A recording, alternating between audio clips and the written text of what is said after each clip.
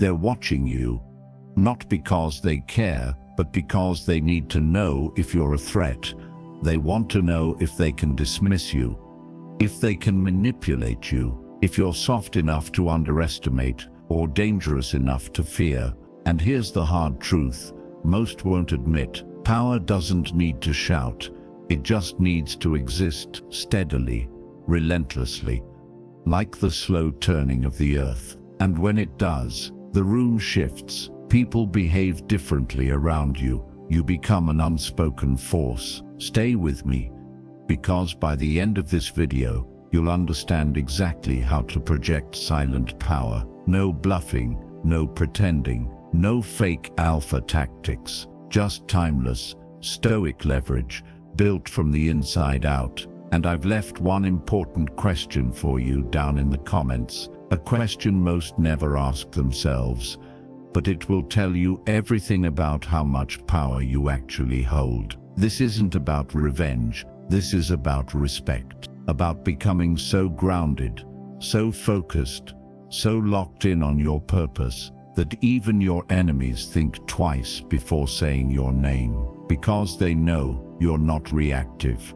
you're not available for drama, you're not interested in petty war, you're building an empire, and they can't touch it. These are the signs you're becoming that version of yourself, the version that's feared, not because of how loud he is, but because of how calm he is. Sign 1. You respond instead of reacting. Let's break a hard truth first. If someone can make you flinch, they own you. You think you're defending your pride, but they're pulling your strings. Most people walk around like emotional landmines. One wrong word, one dirty look, one moment of disrespect, and boom, they explode. They call it standing up for themselves. But in reality, they're just being puppeted by chaos. Real power doesn't react. It studies, it waits, it chooses the time, place, and method of response,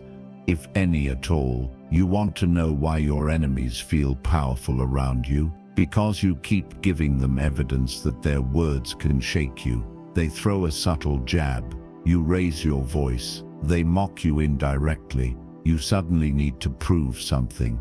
They go silent on you, and you panic, thinking you did something wrong. Let me tell you something that should sting. In the right way, if your inner peace is this easy to disrupt, it was never peace, it was performance. A person who responds doesn't suppress, they process. Here's the difference. When you react, you let someone else dictate your internal state. You become their echo, their puppet, their toy. But when you respond, you reclaim your authorship. You say, yeah, I saw what you did. I heard what you said. I felt what you were trying to trigger. But I decide who I become next. That's terrifying for someone who thrives on control. They realize they can't bend your spine, because you've already strengthened it from the inside out. Let me give you a picture. Imagine someone throws a match at you. If you're soaked in gasoline, you go up in flames. But if you're made of stone, it fizzles out. You don't even need to flinch. You just look at the smoke and walk through it. That's the power of emotional stillness, not numbness.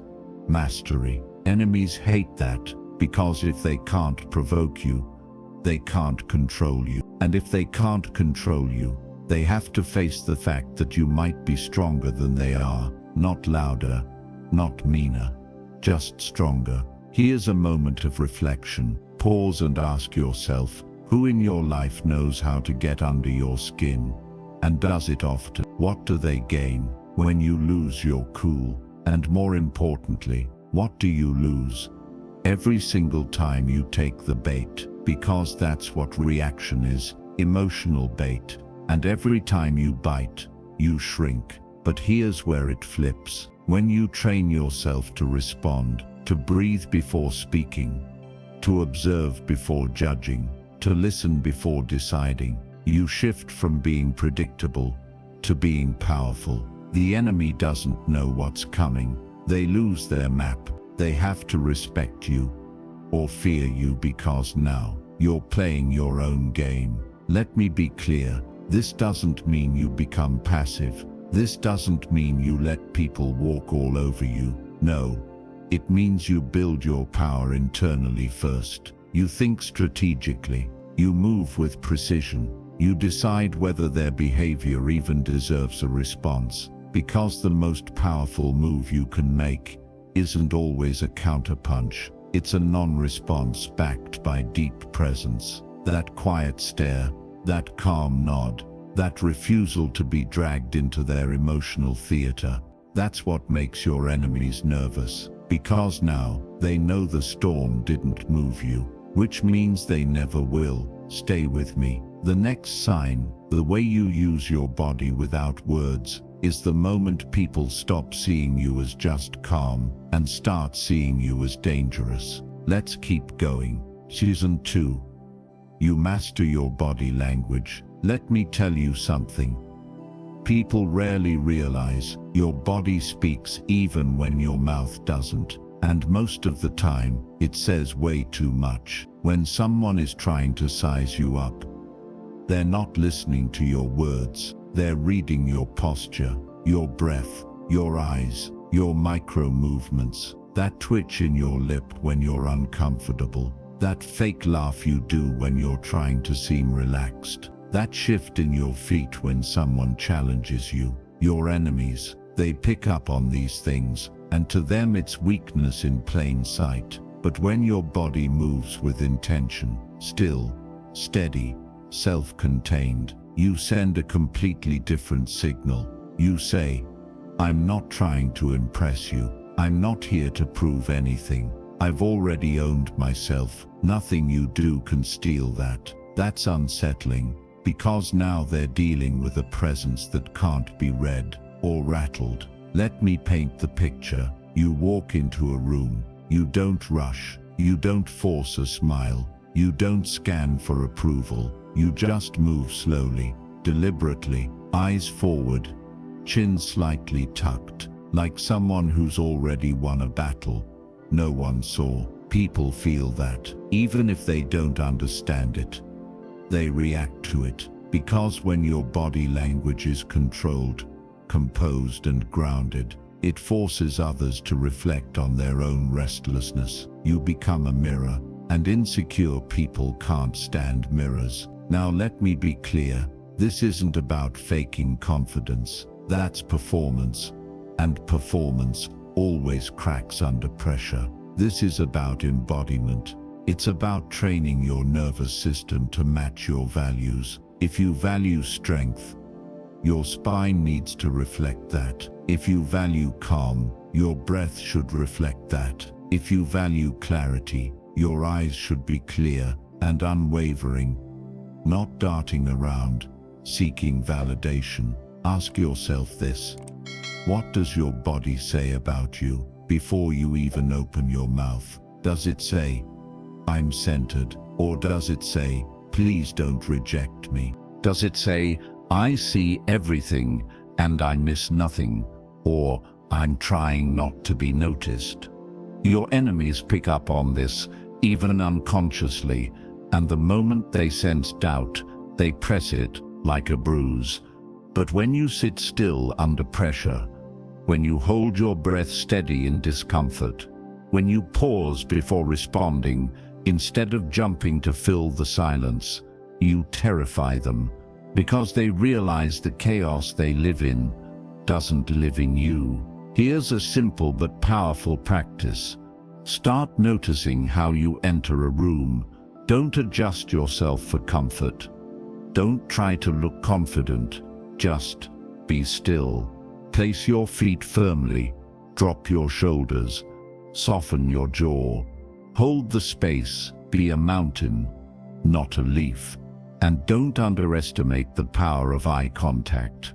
Not a stare down, that's ego, but a calm, steady gaze that says, I see you, I hear you, and I'm not moved. That kind of gaze makes enemies question everything they thought they knew about you. Let's reflect for a moment. What would change in your life if your very presence made people more careful with how they treated you? What if your posture demanded respect without a word? What if your eyes said, "I'm not here to play, I'm here to grow"? That's not arrogance, that's alignment. And that kind of alignment, it's magnetic, it's intimidating, and most of all, it's rare. Stick with me, because the next sign is the one your enemies hate the most. When they can't predict your moves, because you never told them your plan. Let's go deeper. If this is hitting home, if you're ready to stop being controlled by every loud, chaotic person in your life, subscribe. This channel is for those becoming unshakable. We don't just want clarity, we train for composure.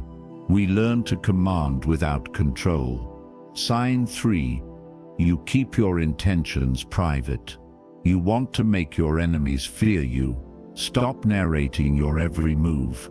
Most people reveal themselves in real time. They get an idea, and they talk about it. They feel a breakthrough coming, and they post about it. They make a decision, and they announce it like a press release. Here's the cold truth. Every time you speak prematurely, you give away leverage. Your enemies don't need to stop you. They just need to watch you reveal your next step and prepare their interference. But when you move in silence, when your actions show up before your words ever do, that's when people get uncomfortable. Because now you've become unpredictable. Understand this. We live in a culture of overexposure. We're trained to overshare out of insecurity, ego, or loneliness. You feel excited about your plans. You want to feel validated, so you tell everyone. But here's what you don't realize. Telling people your plans gives you a false sense of progress. You confuse talking with doing. You get the dopamine hit, but not the actual outcome. And by the time you realize you were just performing for approval, you've already invited the wrong people into your process. Your enemies don't need to attack you directly. They just need information, a seed of doubt, a whisper behind your back, a subtle delay planted in your mind. But when they don't know what you're working on, they lose their weapon. They can't sabotage what they can't see. They can't predict what you haven't revealed. Mystery is a shield, and in a world addicted to attention, mystery is power. Let's go deeper. Have you ever noticed how unnerving it is when someone grows, but doesn't announce it? They just disappear for a while, then come back more composed, more built, more focused, more respected, and they don't explain the change. That's power. Your enemies want updates. They want signals. They want proof that they still have access. But when your silence becomes your baseline, when even your close circle has to watch your actions to understand you, you become untouchable. Because now they're playing catch-up. They're reacting to you, not the other way around. Here's something to reflect on. Who in your life knows too much about your future? And what are they doing with that information? Are they helping you, or quietly calculating against you? Even good people can unintentionally slow you down. That's why you need sacred boundaries around your mission. Not out of paranoia, but out of discipline. Because not everyone deserves front row seats to your transformation. Not everyone deserves access to your blueprint. Here's a practice. The next time you feel excited about a plan, a project, or an opportunity, don't speak it. Write it down. Work on it in silence. Let it grow roots in the dark, where no one can trample it. And when the time is right, let your results speak. People don't fear potential, they fear proof. And that's the final truth here. Your silence isn't weakness, it's preparation, it's focus, It's precision. You're not hiding. You're building. And when you build in silence, your enemies don't even know which direction to aim. The next sign, the one we're about to get into, is how you protect your power with relentless clarity of purpose. If this last one taught you what to withhold, the next one will teach you what to hold on to. Let's move. Sign 4. You stay unapologetically purposeful. Let me make something brutally clear. Your enemies don't need to defeat you. They just need to distract you. If they can't stop your talent, they'll flood your time. If they can't challenge your strength, they'll bait your ego. If they can't dismantle your mission, they'll try to get you to abandon it by making you question if it's even worth it. And it works for most people, because most people don't have a purpose. They have goals, sure, ambitions maybe, dreams definitely, but purpose, that's different.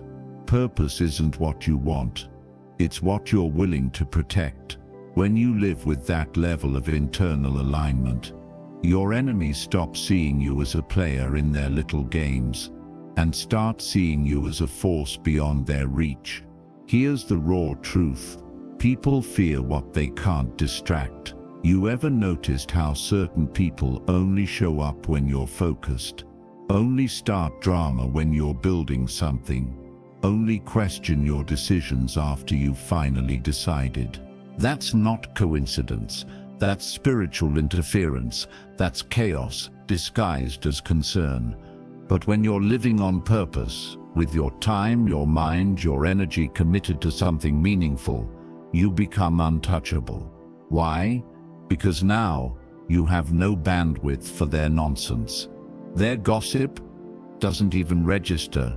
Their disrespect, not even worth the energy. Their manipulation, transparent and irrelevant. You've become a moving target, and enemies hate targets they can't trap. Let me give you a metaphor. A ship without a destination gets pulled by every wave.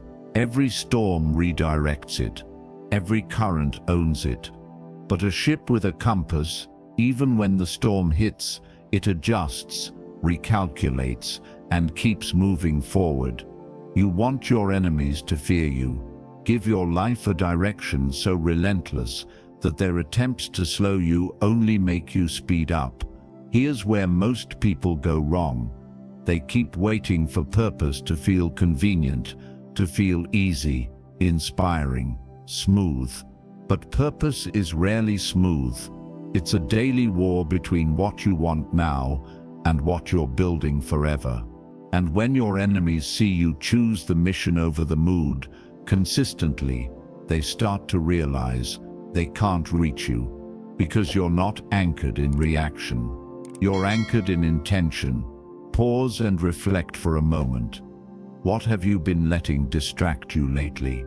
Whose approval have you been chasing, even subtly? What would your life look like if your focus became sacred again? Not protected by excuses, protected by commitment.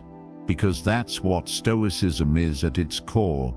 Not emotionless, emotion-directed. Feel the frustration, then use it to fuel your next step. Feel the doubt, then let it refine your aim. Your enemies want you to lose clarity, because clarity is power. Purpose is armor. Here's a practice for you. Start filtering your days through one question. Does this align with the person I'm becoming? Not do I feel like it. Not will they be mad if I don't. Not what will they think. But does this build or break my mission? If it breaks it, walk away. No guilt, no explanation, no performance. Because when your path is driven by purpose, you stop needing to defend it. And the ones who tried to distract you, they're forced to watch you elevate without access. Next, we're going to walk into the deepest, most unnerving sign of all, the willingness to walk alone. to become someone so rooted in your solitude, even isolation becomes a source of strength. Stick with me. We're not finished yet. Sign 5. You're willing to walk alone. Here's the truth. Some people only test you to see if you'll fold to loneliness. Because if you do, they know you can be bought, guilted, manipulated.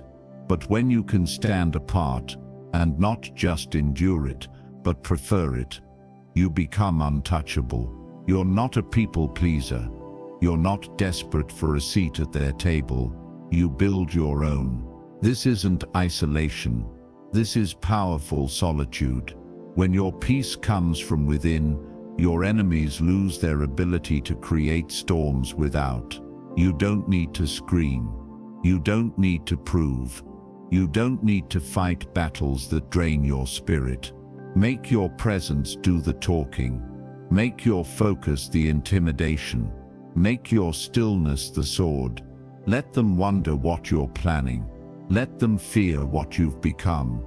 Because when you speak only when necessary, and live like every moment matters, you become a force that even enemies learn to respect. Now go, not to argue, not to convince, but to build. And if this hits somewhere deep, share it with someone who needs to hear it. We rise together, but it starts inward. Bottom of form.